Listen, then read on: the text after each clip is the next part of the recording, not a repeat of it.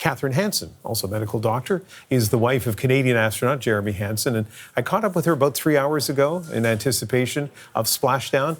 Now, today, she's been sharing updates on social media about the mission, including the process involved with the return to Earth. Just ahead of the interview, let's take a look at one of those posts. 3 good shoots will mean that the capsule's going to land in the Pacific Ocean safely, so that's what we're looking for. And then hopefully within 24 hours, they fly back on a NASA jet with all the medical people around them to Houston, and that's when I will get to see him along with 300 other people as they receive the crew back to Ellington Field. I'm not going to San Diego, but I'll be watching for Mission Control when they splash down, and I hope all of you have a place to watch as well. It's going to be really, really beautiful to see them coming back and continuing to share the beauty, the warmth, the humanity that everyone has experienced in seeing this crew doing what they do best, inspiring the world. Dr. Catherine Hansen, thank you very much for taking the time to do this on such a momentous day. Yeah, my pleasure to be here. There's a lot of nerves, but I'm really excited to spread the word and keep the inspiration flowing. Yeah, well, let me ask you about both those things. First of all, spreading the word. You shoot and post that Instagram video today. You agree to do this interview. This whole mission really has thrust you into the public spotlight. How's that been for you? Well, yeah, thank you for noticing the post. Really, I had a lot of work meetings and I needed to take a walk, and people are asking really interesting questions. And so I thought I would take a moment and kind of calm my nerves as I was out in nature and answer a few of those questions. It's been quite a ride, and I'm really grateful that people are interested, not just in what's happening on Integrity, but what it feels like to be at home. So let's talk a little bit about those nerves. Tell us more about how you're feeling today. Yeah, you know what, Ian, I feel like I've done very well for the last 10 days, a couple of wobbles here and there, but today is a challenging day. I've been in touch with the other crew families and my own family, a lot of close friends, and I'm really having to reach out for some support. It is very nerve-wracking to imagine the speeds that they are traveling right now, the distance they have yet to travel, and then, of course, coming through that atmosphere as a fiery ball. I will be anxious to see the 3 shoots and to know that they're safely going to land in the Pacific. Yeah, so those other families, the families of the other 3 crew members, those crew members obviously have already been up to and, back to Earth after being up to space. What sort of advice have they given you, those other families, about how to deal with a day like today?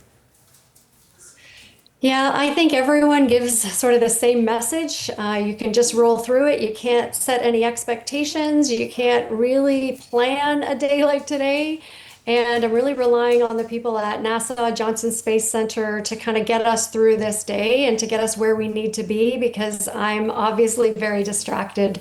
And I've also had a chance to speak to the families of Victor, Reed, and Christina today as well. And we're all feeling similar. And fortunately, we have each other. So this is a unique experience we get to share, and we get to break that isolation by really helping each other understand what this means. We are so excited to have them home. I'll bet. Now, you're going to be at Mission Control in Houston. Are you going to, I can only imagine what that room looks like from what I've seen in movies. Are you going to be in that room, or is there a special room for families? Where will you actually see the re-entry and the splashdown? Yeah, great question. So the Mission Control that you have been watching probably 24/7 is sort of in front of a glass pane, and then there's a viewing area in behind that. And from that viewing area, we have all of the close families, close friends, just the real intimate group of people that we want to be around and that we want support from when splashdown happens. And we'll see it on all the screens, which I'm sure everyone else will be able to see as well, but we'll also have access to communications that give us really up-to-date information and some of the details. So you and your children have been able to talk to Jeremy throughout the mission. What's that been like? It has been incredible to talk with him. We've had private family conferences, a couple of them, and we sit around sort of in family FaceTime. I've got two daughters in Canada, my son here in Houston, and we just have the kind of most natural conversations, as weird as that sounds. We have laughter, some tears. He's shown us around the cabin. We've said hi to the rest of the crew because, of course, they're in close confines. But those visits have been really wonderful. Obviously, I don't want to intrude. Obviously, this is private, but you mentioned tears in those private conversations. I mean, is there anything you can say about what induces tears? Yeah, it has been such an emotional and remarkable mission, I think, for a lot of people to understand just how the magnitude of this mission and the way that this crew has bonded. So in some of those conversations, of course, we were talking about the dedication of the bright spot on the moon to Carol Wiseman. And I was asking Jeremy about that, and he was just mentioning, that they knew that it would be emotional. They knew it would be a very deep moment, but they did not know that the entire crew would break down and need that group hug at the end. That was one of the tearjerker moments that we talked about as a family. Yeah, I mean, it was a tear-jerker moment to watch it, just as many of us did, on videos. That's my favorite moment of the mission. But what about for you? Either that, or is there anything else that really stands out for you? There are so many favorite moments, and I look forward to looking back through this. I think one little one is watching Jeremy bat the shrimp into his mouth. And my son told him at one of our private family conferences that he had lost a shrimp because we were watching, and I guess he didn't know where it went. So that created a lot of laughter. But I'll be honest, the mission itself, watching Jeremy and his crewmates talk to Canadians specifically, and there were several of those downlinks, watching the way they really hope that everyone is going along for the ride and that the hundreds and thousands of people who have touched this mission are actually feeling included in this mission. And I've seen the way the crew has done that inclusive conversation, really bringing everybody along. And Canadians, of course, have earned their way, along with the American leadership and the ways that the Americans are stepping up. But it's beautiful to see the way the crew has talked to Canadians specifically and about how Canada has risen to the occasion to make this possible. Yeah, I had the privilege of interviewing Jeremy in Houston last fall. And I said to him before then, when I thought of astronauts, I thought of the Hollywood version with swagger and maybe even a little bit of arrogance. I mean, he's not like that. And as far as I can tell, the other three aren't like that as well. They're about camaraderie and humility and, and explaining their mission to people. So, yeah, it has been impressive to watch for all of us. What kind of sort of feedback or even messages are you getting from other people? I assume whether it's in your community or family or beyond, lots of people are reaching out to you.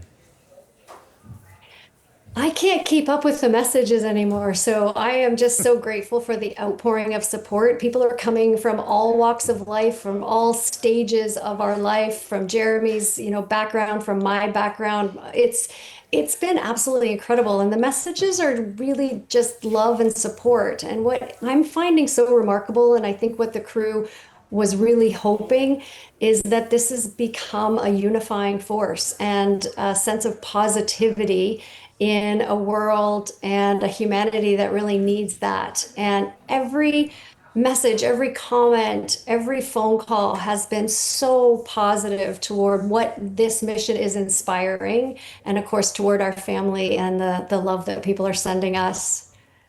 Yeah, the way all four of the astronauts, but particularly Jeremy, have handled that part of it too, the inspirational part has been interesting. Listen, I wouldn't normally ask you or anyone else about earrings, but I'm told that the earrings you're wearing have a special significance on this day. Can you tell us about that? Yeah, absolutely. Thanks for noticing. You're actually the first person that's noticed. So this is the STS rocket, And these were gifted to us on launch day by Charlie Blackwell Thompson, the launch director in launch control when the mission went. So she was responsible for essentially that entire team, ensuring a safe launch. And she has these earrings, and now the female members of the crew families also have these earrings. Thanks for noticing. Yeah, well, it was our producer, Jeremy, whose name is Jeremy as well, who noticed it and asked me to ask you about it. Listen, that leads, I do have one last question. There was a moment, I don't know, should I admit this, where I kind of teared up during the launch when the launch director sort of polled everybody, got the green light from all of them. Then she gave her inspirational message. I thought that was something. And then we heard Jeremy Hansen's voice, and he talked about this mission on behalf of humanity. I know how that hit me. How did it hit you? Yeah, that was a very emotional moment. I mean, we were already on edge, of course, and we heard Victor say we're going for our families, Christina say we're going for our teams, and then Jeremy say we're going for all humanity. And as the first non-American to go that far and around the moon, it was very, very beautiful to see that he mentioned all humanity, because again, I'm hoping everyone can see themselves represented in this mission and feel a part of it. We were standing on the roof of launch control at that point, looking out at the rocket. So focusing on what was being said was not really front of mind. We were staring at a rocket and watching and waiting for it to light. But those words by all of the crew at that moment in time when they were ready to lift off was very meaningful. A lot of extraordinary things have happened here. Certainly the way the astronauts have conducted themselves, but certainly the NASA team and the families too. Dr. Catherine Hansen, a real pleasure getting to talk to you. Thank you very much. Thank you very much.